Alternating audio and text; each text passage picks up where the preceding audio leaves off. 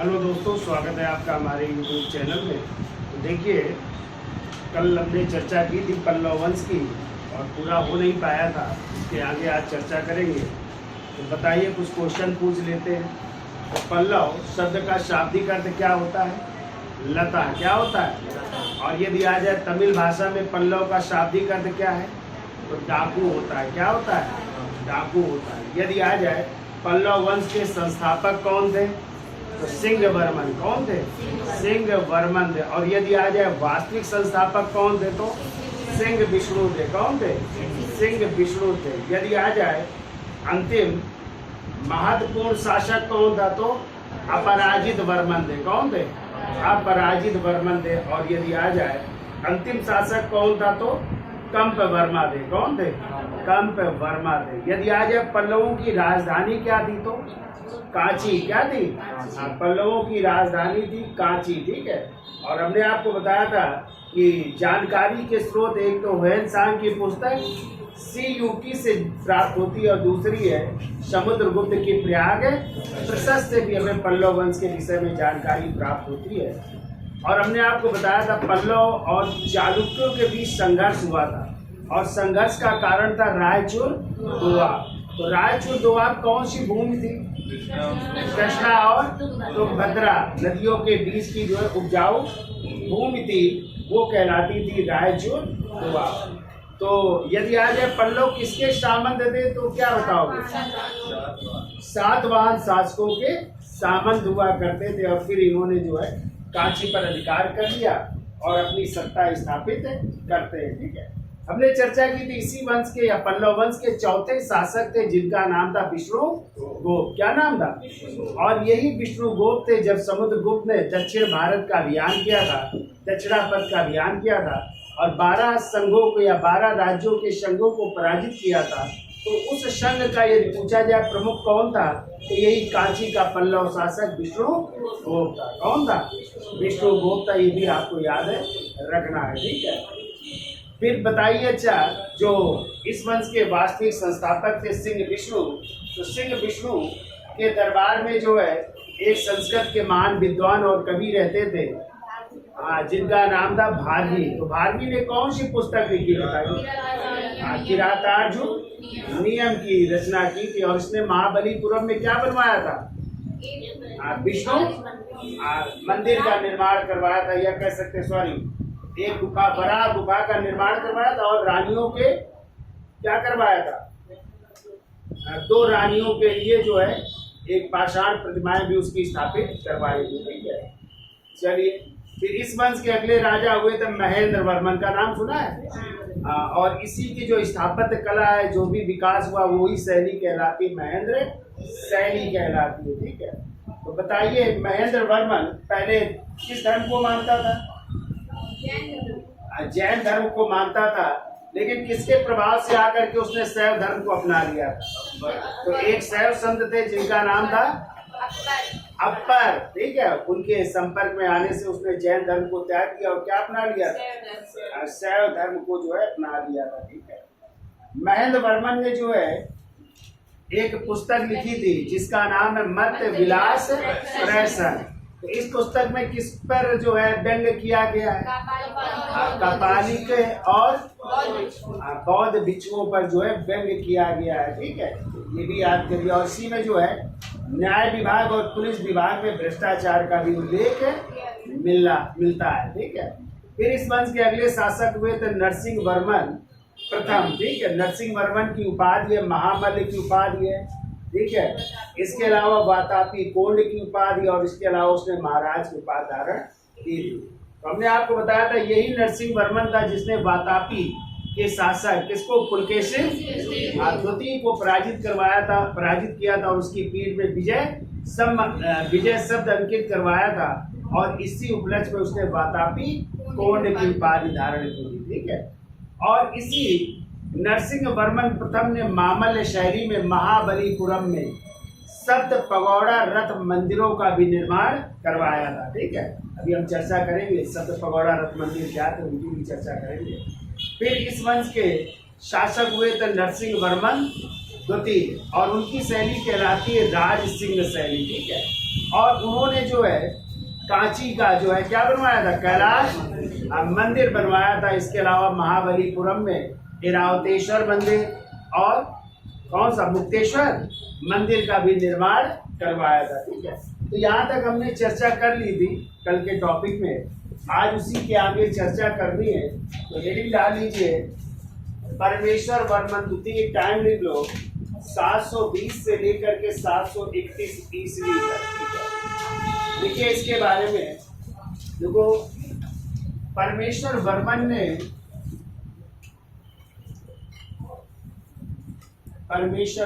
ने बृहस्पति द्वारा बनाए गए सिद्धांतों का अनुसरण कर, बृहस्पति द्वारा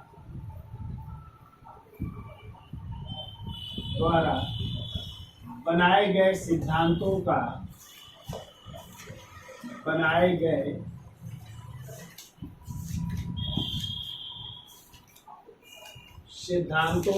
अनुसरण करके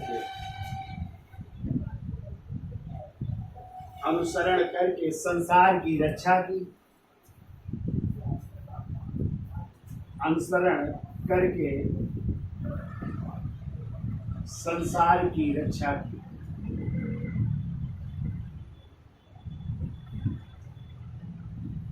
संसार की रक्षा की। इसे कल को दंडित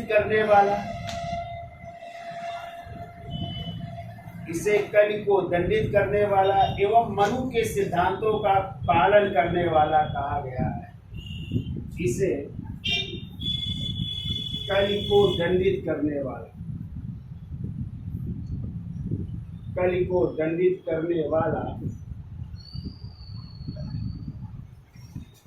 एवं मनु के सिद्धांतों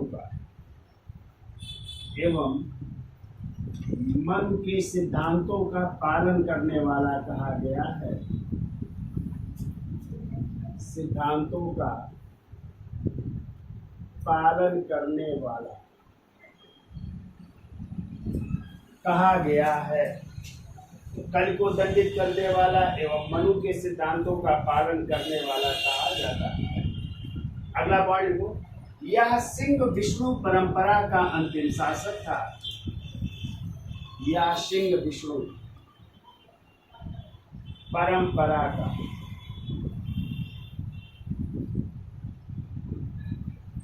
अंतिम शासक था।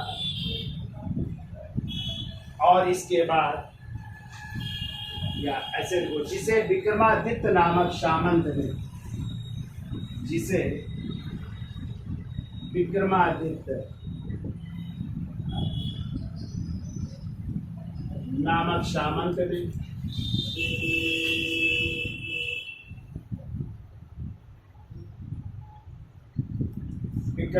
नामक सामंत ने पराजित कर हत्या कर दी। सामंत ने पराजित कर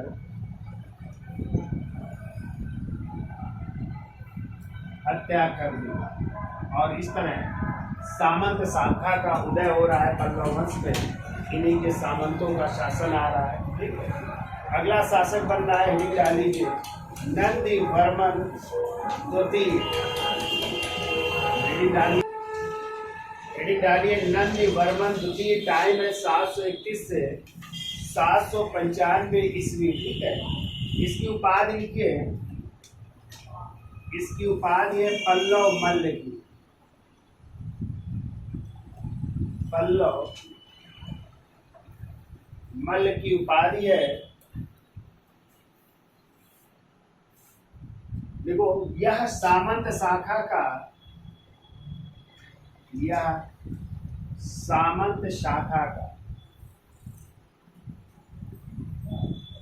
शासक था। सामंत शाखा का शासक था, जिसे वहां की जनता ने चुना।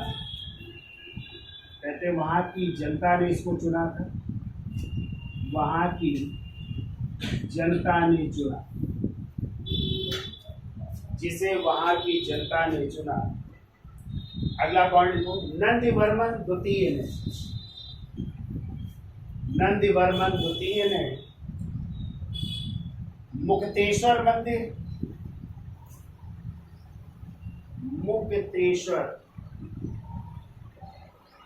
मंदिर और दूसरा लिख लो बैकुंठ पेरुमाल मंदिर का।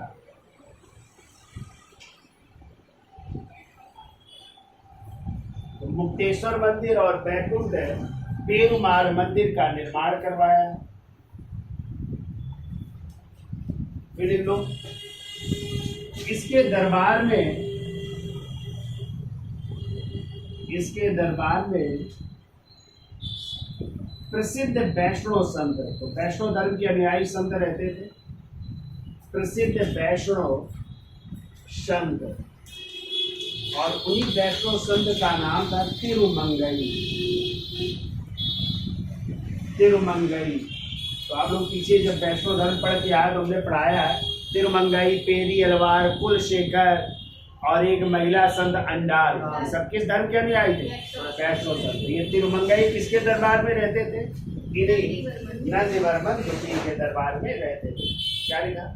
नंदीवर्मन द्वितीय के दरबार में प्रसिद्ध वैष्णव संत तिरुमंगई अलवार निवास करते थे। तो वैष्णव धर्म को मानने वाले संत क्या कहलाते हैं? अलवार कहलाते थे। अलवार भी कह सकते। तिरुमंगई अलवार निवास करते थे। तिरुमंगई अलवार निवास करते। इसका स्क्रीनशॉट ले लो कि आगे चलते हैं। अगली हेडिंग डाल लीजिए, अगले शासक बन रहे हैं दंतिवर्मन। टाइम लिखिए 796 से 847 ईस्वी।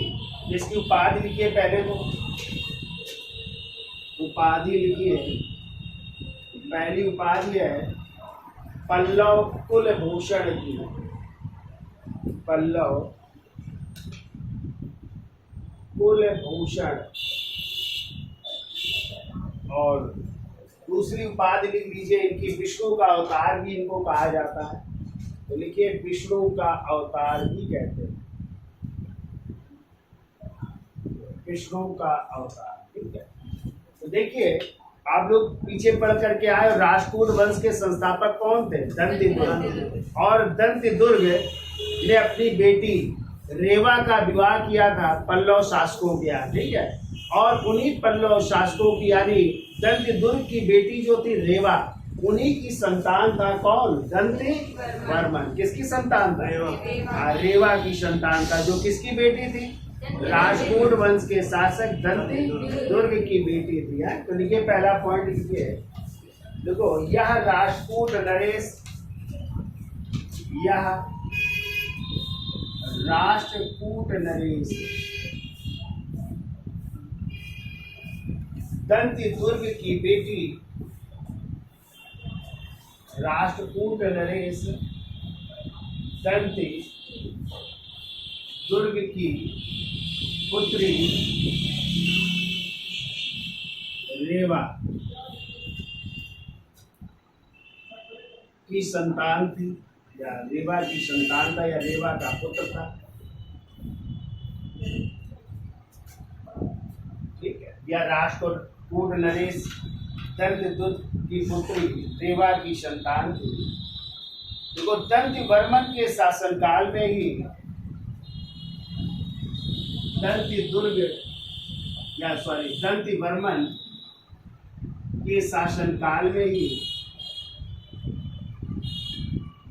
दंतिवर्मन के शासन काल में ही राष्ट्रकूट शासक गोविंद तृतीय ने,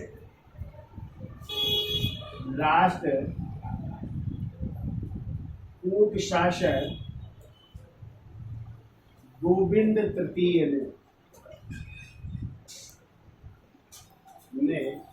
कांची पर आक्रमण किया, यानी इनकी राजधानी पर आक्रमण किया। कांची पर आक्रमण किया।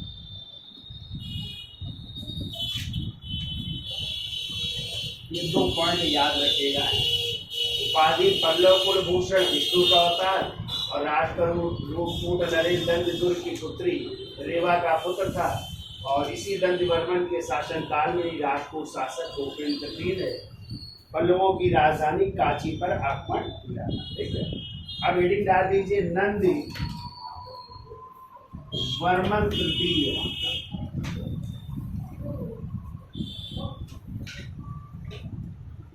नंदी वर्मन तृतीय, टाइम लिखिए इनका 847 से 869 ईस्वी।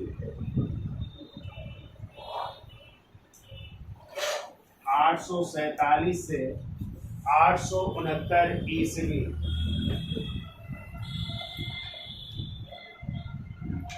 देखो, नंदी वर्मन तृतीय से राष्ट्रकूट शासक, नंदी वर्मन तृतीय से राष्ट्रकूट शासक अमोघ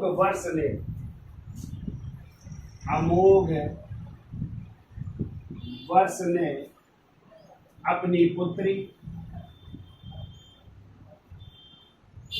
शंखा देवी का विवाह किया था। शंखा देवी का विवाह किया, तो कह सकते हैं राजपूतों और पल्लवों से जो है वैवाहिक संबंध थे। देखो ना, तो पहले दंतदुर्ग की बेटी भी आई थी जो किसकी माँ थी, नंदीवर्मन की। और यहाँ पे भी जो है नंदीवर्मन की शादी हो रही है किसके साथ, राजपूत शासक अमोघ वर्ष की पुत्री किसके साथ, शंखा देवी से विवाह हुआ। ठीक है, अगला पॉइंट देखो, नंदीवर्मन के दरबार में, नंदीवर्मन के दरबार में शैव संत या शैव धर्म को मानने वाले संत, शैव संत, उनका नाम लिखिए, पेरू देवनार निवास करते थे। पेरू देवनार निवास करते थे। नंदीवर्मन तृतीय के दरबार में शैव संत पेरू देवनार निवास करते थे। अब देखिए, अब इस वंश के अंतिम शासक है, उनकी चर्चा कर लेते हैं। इसका स्क्रीनशॉट ले लो, फिर आगे चलते हैं। देखिए, पल्लव वंश के अंतिम शासक है, अंतिम शक्तिशाली शासक कह सकते हैं। वैसे तो अंतिम शासक कंपवर्मा थे, उनका नाम है अपराजित वर्मन। टाइम है 870 से 897 ईस्वी। तो इसने क्या किया, चोल शासक आदित्य प्रथम से मदद की, और इसने जो है पश्चिमी गंग वंश के शासकों से भी मदद ली। और इसने क्या किया था कि पुराम्बियम के युद्ध में पांड्य शासकों को पराजित किया था। लेकिन बाद में जो है उसी चोल शासक आदित्य प्रथम ने इसकी क्या कर दी, हत्या भी कर दी थी। ठीक है, तो लिख लो पहला पॉइंट, एक ही पॉइंट याद रखना है आपको। देखो, अपराजित ने, चोल शासक अपराजित ने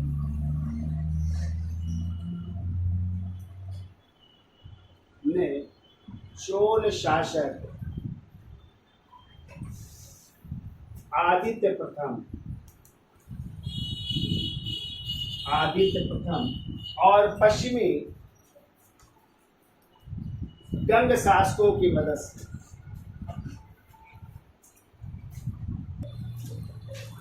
क्या लिखा है, देखो, अपराजित ने चोल शासक आदित्य प्रथम एवं पश्चिमी गंग शासकों की मदद से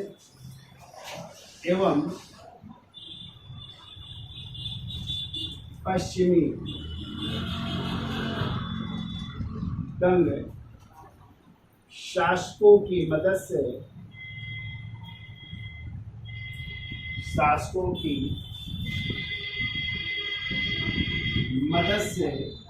एक युद्ध हो रहा है। देखिए, पुराम्बियम के युद्ध में, श्री पुराम्बियम के युद्ध में, श्री पुराम्बियम के युद्ध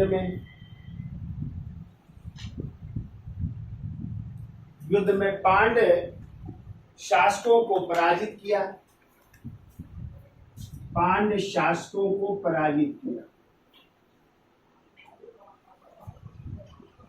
पांड्य शासकों को पराजित किया, परंतु बाद में चोल शासक आदित्य प्रथम ने उसकी हत्या कर दी। परंतु बाद में चोल शासक आदित्य प्रथम ने उसकी हत्या कर दी। आदित्य प्रथम ने उसकी हत्या कर दी।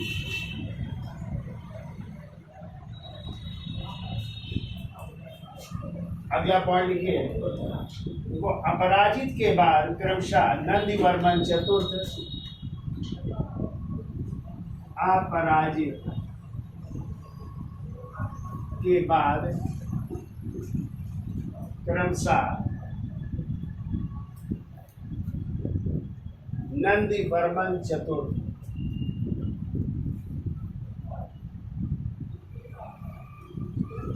नंदीवर्मन चतुर्थ एवं कंपवर्मा शासक, कंपवर्मा शासक हुए।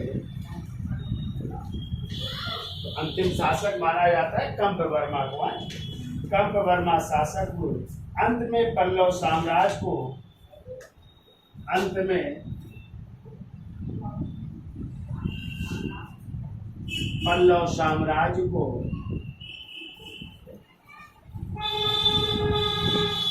तो चोल शासकों ने अपने साम्राज्य में मिला दिया। पल्लव साम्राज्य को चोल शासकों ने अपने साम्राज्य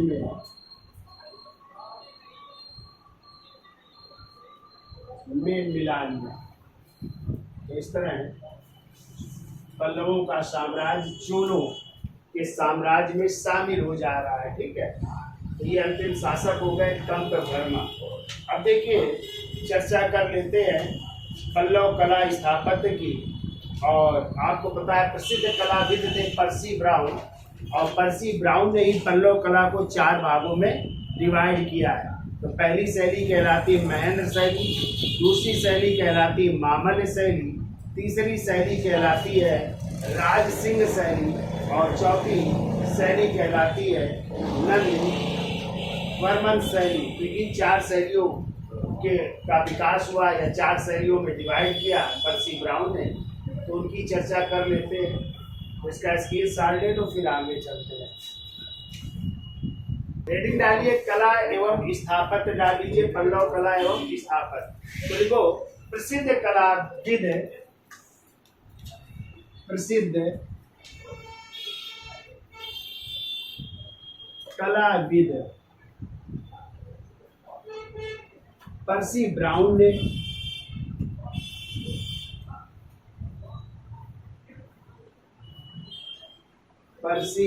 ने पल्लव कला को 4 भागों में बांटा है। 4 भागों में बांटा है, जो दक्षिण की द्रविड़ शैली पर आधारित है। तो दक्षिण की कौन सी शैली कहलाती है? द्रविड़। उत्तर भारत की नागर, दक्षिण की द्रविड़ शैली, और दोनों का मिश्रण जो है वो है बेसन शैली। ठीक है, तो 4 शैलियां कौन कौन सी है? तो पहली हेडिंग डाल लीजिए, नंबर 1 लिखिए महेंद्र शैली। एक तो महेंद्र शैली है, दूसरी मामल्य शैली है, तीसरी राज सिंह शैली, और चौथी है अपराजित शैली। महेंद्र शैली, और महेंद्र शैली का टाइम लिख लो 610 से लेकर के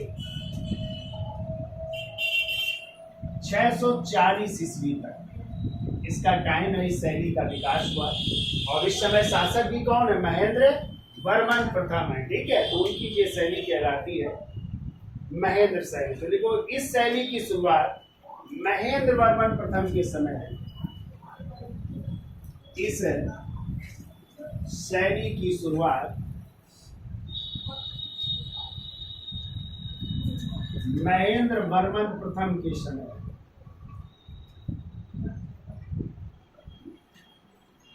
महेंद्र वर्मन प्रथम के समय हुई।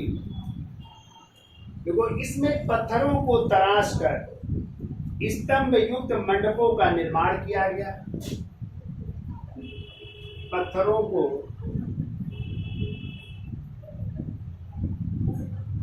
तराश कर स्तंभ युक्त मंडपों का निर्माण किया गया। स्तंभ युक्त मंडपों का निर्माण किया गया और बाहर द्वारपालों की मूर्तियां स्थापित की गई। और बाहर द्वारपालों की मूर्तियां स्थापित की गई। बाहर द्वारपालों की मूर्तियां भी बनाई गई। जैसे देखो नंबर 1 लिखो त्रिमूर्ति मंडप।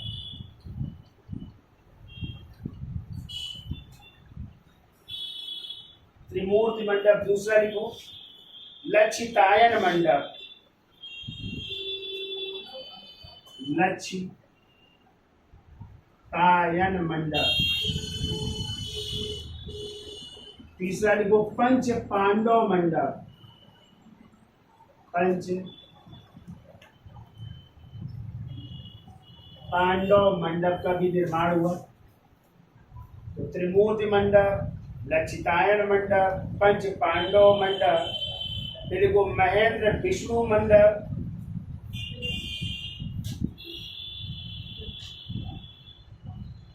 महेंद्र विष्णु मंडप, और एक और लिख लो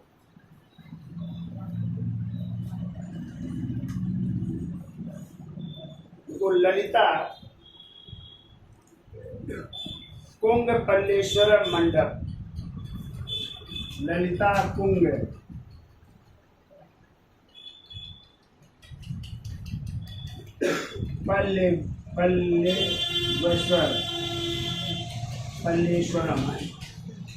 पल्लेश्वरम मंडप। इन मंडपों का निर्माण हुआ महेंद्र शैली में। अब दूसरे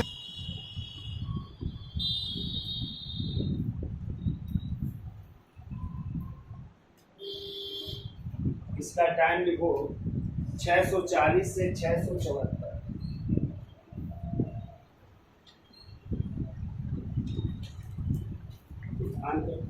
तो देखिए दूसरी शैली है मामल्य शैली।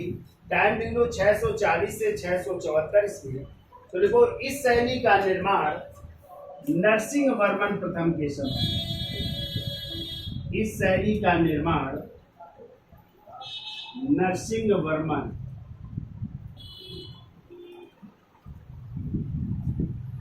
प्रथम के समय हुआ। नरसिंह वर्मन प्रथम के समय हुआ। और इस शैली में दो प्रकार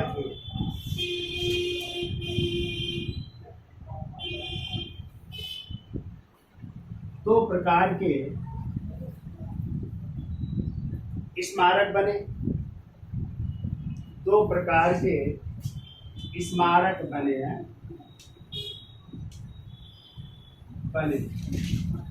पहले लिखो मंडप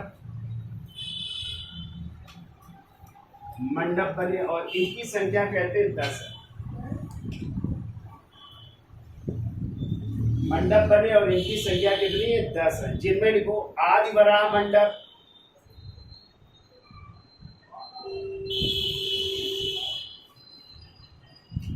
आदि वराह मंडप कहते हैं। इसमें राज परिवार के दृश्य हैं। तो लिख दो देखो इसमें राज परिवार के 2 दृश्य हैं। राज परिवार के 2 दृश्य बने हुए, यानी राज परिवार को दर्शाया गया है। दूसरा मंडप लिखिए सिंह विष्णु। अच्छा हाँ सॉरी, ये दो जो दृश्य है वो कौन कौन से दृश्य हैं? चलिए लो, पहला दृश्य है, देखो इस मंडप में पहला दृश्य है, देखो सिंह विष्णु अपनी दो रानियों के साथ, सिंह विष्णु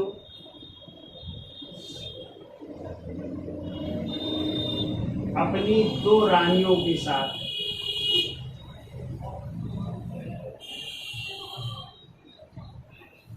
और दूसरा बी नंबर डालो, डी में लिखो महेंद्र वर्मन अपनी दो रानियों के साथ, ये भी दो रानियों के साथ, महेंद्र वर्मन प्रथम अपनी दो रानियों के साथ,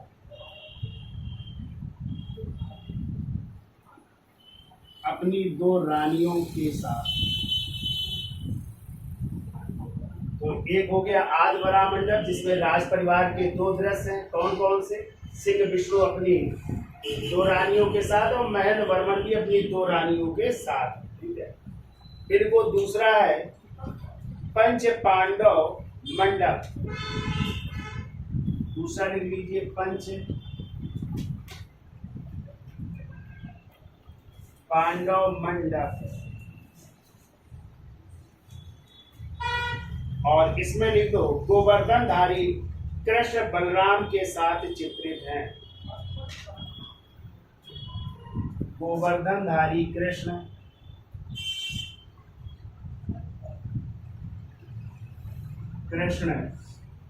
बलराम के साथ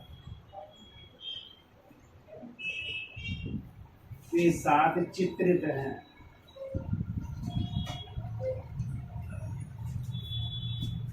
गोवर्धनधारी कृष्ण बलराम के साथ चित्रित। तीसरा लिखो रामानुज मंडप, तीसरा है रामानुज मंडप। चौथा लिख लो महिष मर्दनी मंडप, महिष मर्दनी मंडप, यानी इसमें जो है महिषासुर का वध करते हुए दर्शाया गया है, ठीक है। लिख लो चाहे महिषासुर का वध करती हुई देवी का चित्र है, ठीक है। और एक और है मंडप, लिख लो कोनेरी मंडप, कोनेरी मंडप, मंडप। तो ये मंडप बनाए गए हैं जिनकी संख्या 10 है, ठीक है। अब इसके अलावा जो है मामल्य शैली के जो ये बने हैं मंडप या मंदिर जिनके भी हम चर्चा करेंगे, ये सब महाबलीपुरम में बनाए गए हैं। कहाँ पे? महाबलीपुरम में बनाए गए। तो और क्या क्या बने हैं तो उनको भी देख लेते हैं। तो हमने आपको पीछे भी पढ़ाया है कि महाबलीपुरम से ही रामायण के दृश्य के चित्र भी यहाँ से मिले हैं, ठीक है। और इसके बाद एकाश्म मंदिर भी यहाँ से प्राप्त हुए जिन्हें सप्त पगौड़ा रथ मंदिर कहते हैं, जिसमें सबसे बड़ा रथ कौन सा होगा? युधिष्ठिर या धर्मराज रथ, सबसे छोटा होगा द्रौपदी रथ, और सबसे आकर्षक होगा गणेश रथ। उसकी भी चर्चा कर लेते हैं। तो इसका स्क्रीनशॉट ले लो, फिर आगे चलते हैं। तो लिखिए अगला पॉइंट, महाबलीपुरम में, महाबलीपुरम में कथात्मक शैली में मूर्तियां बनी हैं। कथात्मक शैली में मूर्तियां बनी हैं, मूर्तियां बनी हैं जिनमें नंबर 1 लिखो गंगा अवतरण का चित्र भी है, गंगा अवतरण का चित्र। दूसरा लिख लो अर्जुन की तपस्या का उल्लेख है, अर्जुन की तपस्या है, अर्जुन की तपस्या। और ये किसका कथानक है? तो भाली की पुस्तक पढ़ी है, किरातार्जुनीयम का कथानक है, ठीक है। फिर लिख लो भागीरथ की तपस्या, भागीरथ का नाम सुना है? गंगा को लाए थे, भागीरथ की तपस्या का भी। चित्रण किया गया है। गोवर्धनधारी कृष्ण भी है, गोवर्धनधारी कृष्ण।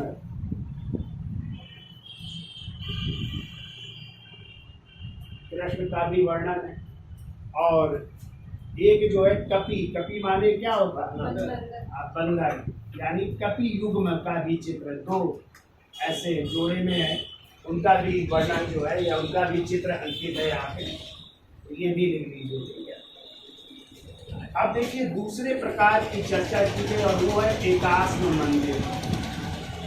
एकाश्म मंदिर, और इन्हीं को कहते हैं सप्त पगौड़ा रथ मंदिर। ठीक है, एकाश मंदिर देखो, इनकी संख्या 8 है, परंतु इन्हें क्या कहा जाता है? सप्त पगौड़ा कहा जाता है, सप्त पगौड़ा रथ मंदिर कहा जाता है। ठीक है, संख्या 8 है लेकिन इन्हें सप्त पगौड़ा कहा जाता है। ठीक है, तो कौन से ये 8 रथ है? तो पहला लिखो द्रौपदी रथ,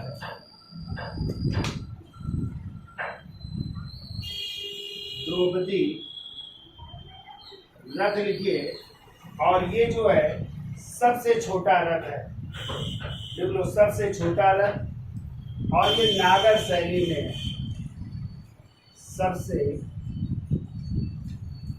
छोटा रथ है, और इसकी शैली है नागर शैली, जो उत्तर भारत की शैली थी उस शैली पर बनाया गया है। ठीक है, ये लिखिए धर्मराज रथ, दूसरा धर्म राज रथ, या इसी को युधिष्ठिर रथ भी कहते हैं।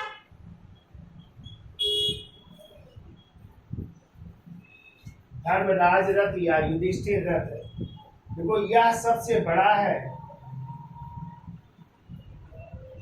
यह सबसे बड़ा है,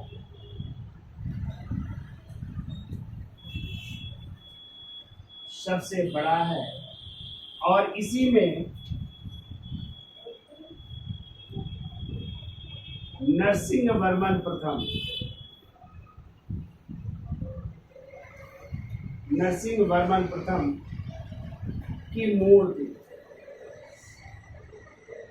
नरसिंह वर्मन प्रथम की मूर्ति इसी में स्थापित है, और इसी में सोम स्कंद की मूर्ति स्थापित है, सोम स्कंद की भी मूर्ति है,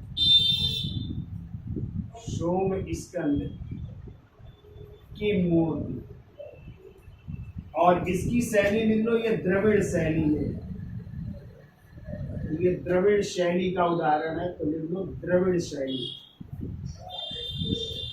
तीसरा लिखिए रथ, और वो है भीम रथ, भीम रथ बना है। और देखो भीम रथ की शैली है वेसर शैली, तो हर शैली में बने हैं मंदिर यहाँ पे, और वेसर शैली किसका मिश्रण मानी जाती है? नागर प्लस द्रविड़ का मिश्रण ही कहलाती है वेसर शैली। ठीक है, तो ये मंदिरों की शैलियां हैं, याद रखिएगा। तो उत्तर भारत की नागर, दक्षिण भारत की द्रविड़, और दोनों का मिश्रण वो वेसर शैली। तो भीम रथ किस शैली में? वेसर शैली में बना है। ठीक है, चौथा लिखो अर्जुन रथ, अर्जुन रथ भी है, और इसकी शैली लिख लो द्रविड़ शैली में है, द्रविड़ शैली में। इसके बाद लिखिए नकुल सहदेव रथ, नकुल सहदेव रथ, और इसकी शैली भी बेसर शैली है, इसकी भी लिख लो बेसर शैली।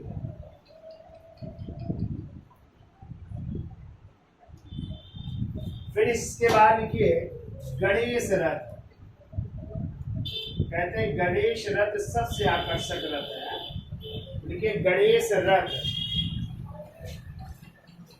देखो यह सबसे आकर्षक रथ है, सबसे आकर्षण रथ। और इसकी भी शैली जो है लिख लो बेसर शैली है, बेसर शैली। तो देखिए सातवां लिखिए वलय कुट्टई रथ, वलय कुट्टई रथ। और इसकी भी शैली लिख लो द्रविड़ शैली है, ठीक है, तो लिख लो द्रविड़ शैली,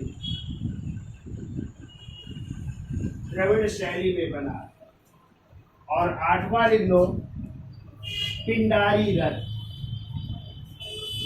पिंडारी रथ। और ये भी जो है द्रविड़ शैली का ही उदाहरण है, ये भी द्रविड़ शैली में बना हुआ है, ठीक है।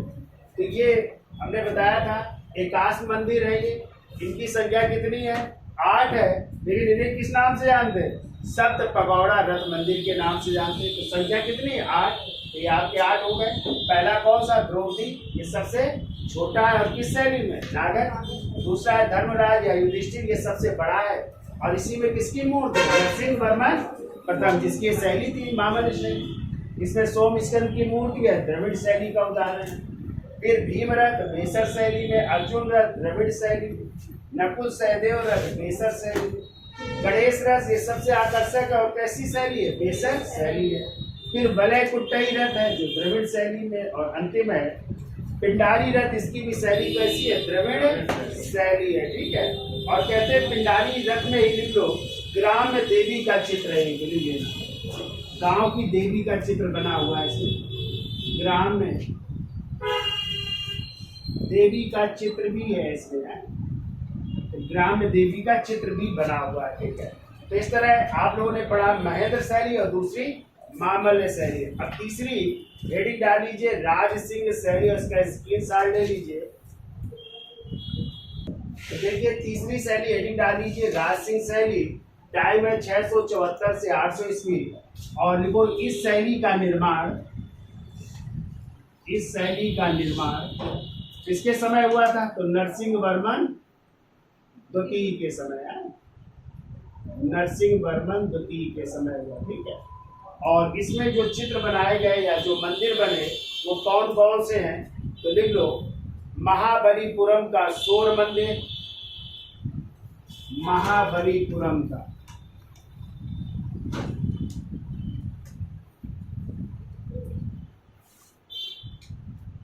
महाबलीपुरम का शोर मंदिर। ये दूसरा लिख लो कांची का कैलाश मंदिर, कांची का कैलाश मंदिर नरसिंहवर्मन द्वितीय ने बनवाया था, कांची का कैलाश मंदिर। और आप लोगों ने एलोरा का भी कैलाश मंदिर पढ़ा है, उसको बनवाया था राजपूत वंश के राजा कृष्ण प्रथम ने बनवाया था ना।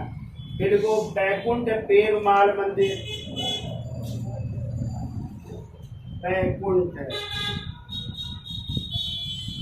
पेरुमाल मंदिर।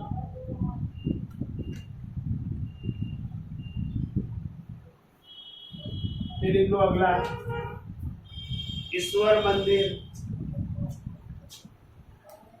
ईश्वर मंदिर।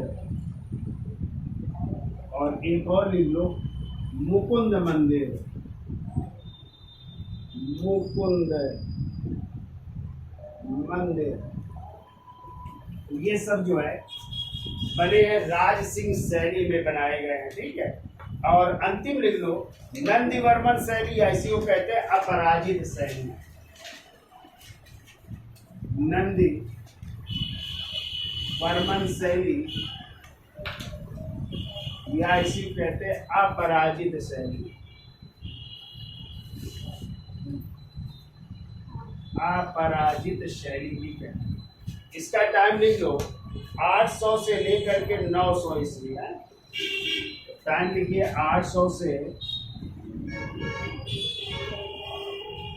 900 ईस्वी तक इस शैली का टाइम है। तो लिख लो देखो नंदीवर्मन और उसके उत्तराधिकारियों द्वारा, नंदीवर्मन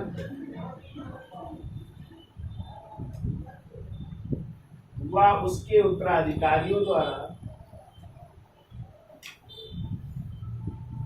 उत्तराधिकारियों द्वारा छोटे छोटे मंदिरों का निर्माण किया गया। छोटे छोटे मंदिर बन रहे हैं, छोटे छोटे मंदिरों का निर्माण किया गया।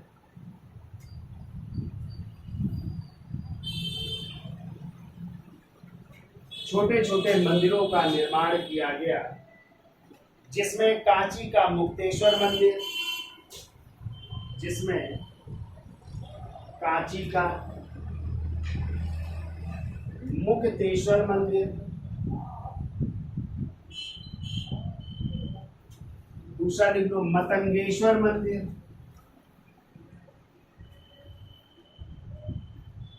मतंगेश्वर मंदिर। तो मुक्तेश्वर मंदिर कांची का, मतंगेश्वर मंदिर कांची का, गुडिमल्लम का परशुरामेश्वर मंदिर, गुडिमल्लम का